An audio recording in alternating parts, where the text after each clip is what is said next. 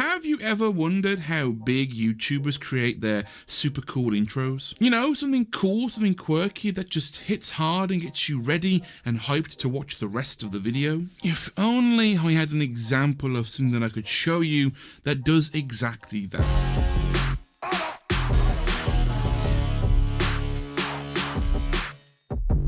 Oh, yeah. I do. Welcome back to the channel, guys. Hope you're doing fine and dandy. Today, I thought I would go ahead and show you guys how you can take your YouTube videos to the next level. I am a big fan of intro videos and animations in YouTube videos, and a couple of months ago I decided to give my intro a fresh lick of paint after being inspired by a couple of other YouTubers, like for example Peter McKinnon, and you just saw the outcome of that inspiration. So today I'm going to show you guys how I made it, and to make it as accessible to as many people as possible, I decided to turn this video into more of a tips and tricks and a guide video rather than a full-blown tutorial. I'm going to show you the basics, show you how I made mine, and then just let you guys go wild. So while we are going to be using Final Cut Pro and Apple Motion in this video, you should be able to follow along with any program that you decide to use. Sound good? Sweet. So starting off with step one, that is to go through and find footage and clips that you want to use. For me, I decided I want to use elements of my branding inside of my intro. For example, some really nice shots of some gear that I've used in the past, some shots of me designing alerts in Adobe After Effects, and then just shots of me designing things in Affinity Designer. And I did that because my brand focuses on three main things, and that's visuals, design, and story. So I went through my entire video catalog and found moments from my videos that best represented those parts of my brand. For you, that's not entirely necessary. You can just go through and add different shots from the videos that you've done. But for me, I took the time to do that for my own intro, and if you want to do that yourself, you absolutely can. Now, if you don't have any videos that you've done in the past that you can take clips from, then go out and film things for that intro. In fact, that might work better for some people because you can then go out with intention and grab specific shots that you want to get. And in my opinion, that's a lot better than retroactively going through your past videos, trying to find things and then trying to make them work. And if you need some extra B-roll to use in your intro, I can highly recommend checking out Pexels for some free stock footage. Now, just make sure you use stock footage sparingly.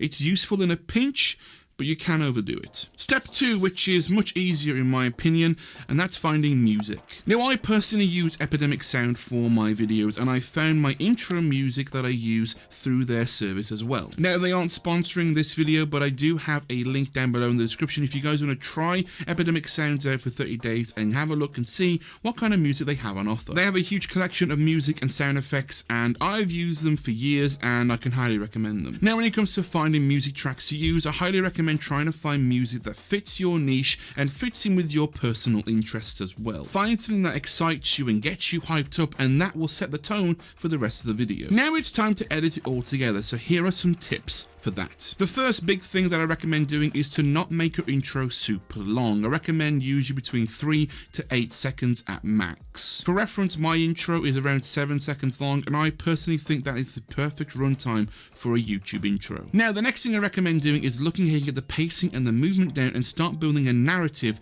with your intro. Sticking random shots together feels a little empty, so try and look at the content of the clip or of the piece of footage and try and find ways to connect them so it flows a lot better. Music also helps a lot with this, and I highly recommend trying to edit to the music in creative ways. For example, this section here, I created a speed ramp on the beat of the music to change with the pace of that clip. You can do this in Final Cut Pro by blading the speed and then changing the speed of that clip to create a speed ramp. You can also do this in Premiere and Resolve, so I've left links to videos down below in the description that show you guys how you can do it. The next thing you can do is start to think of where you can start putting text, graphics, and animations for your intro. Start to have a rough idea of where things appear in your intro, what kind of effects you want to use, what kind of animations you want to include, and what kind of text you want to appear on screen. And all of that is going to come together in the final step. But before we dive into the next step, a quick reminder, if you're enjoying this video and you think other people might enjoy it as well, then be sure to give it a like and help make YouTube a better place.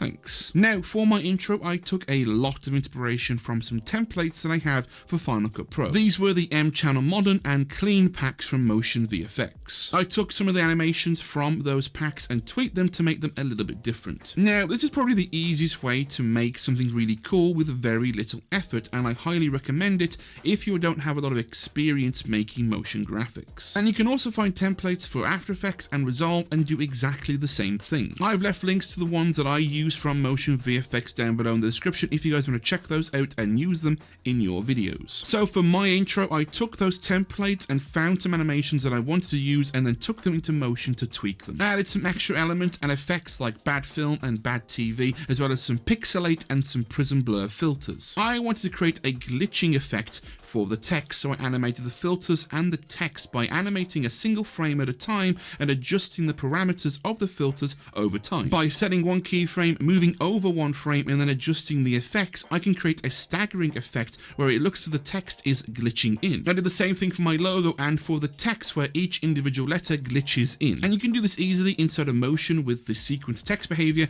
and inside of After Effects you can use the text animation tools. I then created outline copies of the text and put them to the top and the bottom, and then animated the position over time to go in opposite directions. And I then just duplicated all of those text elements and changed the word to match the theme for my channel. And then for the color effects, I use drop zones inside of Apple Motion. They're like global adjustment layers that affect the content of the clip inside of Final Cut Pro. So for example, this drop zone that has a color filter applied to it will affect the footage underneath it inside of Final Cut Pro. And you can do similar things to this inside of After Effects and inside of Resolve by using adjustment layers. And then once all that is done, you can then tweak the animations and the timings to make sure the intro flows and works well for you and is exactly the way that you want it to look. And now it's just time to export it or save it somewhere so you can use it in every single video going forward. And that is how I made the intro for my YouTube videos. I hope you guys found this video helpful, and if you want to make more of a logo style intro for your YouTube videos, I've done a video on that as well. I've left a link to it up here as well as down below in the description. And until next time, take care.